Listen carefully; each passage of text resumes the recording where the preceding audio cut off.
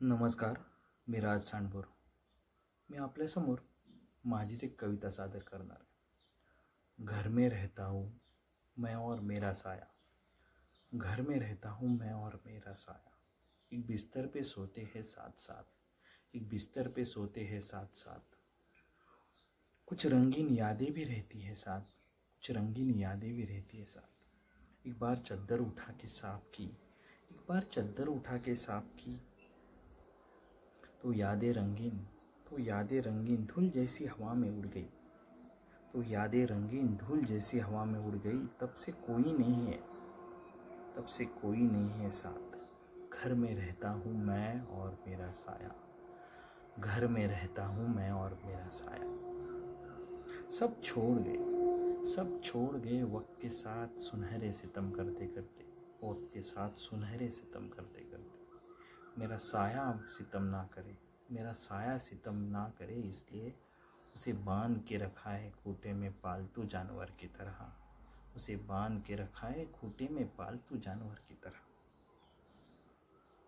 इसलिए कहता हूँ घर में रहता हूँ मैं और मेरा साया. मैं और मेरा साया. जो लम्हे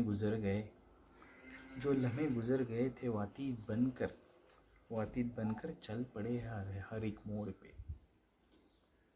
ईंटें हिलने लगी, दीवारें गिरने लगी साथ साथ.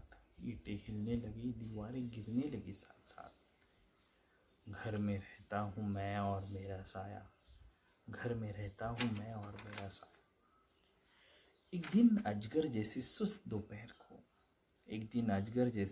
दोपहर को मैंने उसे पूछा मेरे साए को, तुम क्यों रहते हो मेरे साथ?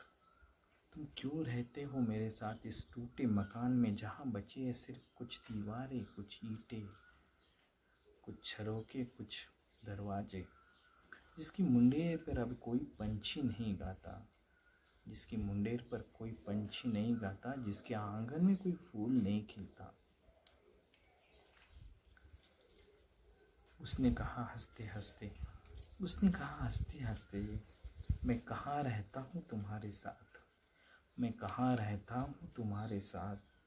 जब तुम सोते हो तो मैं इन अंधेरों में गुम हो जाता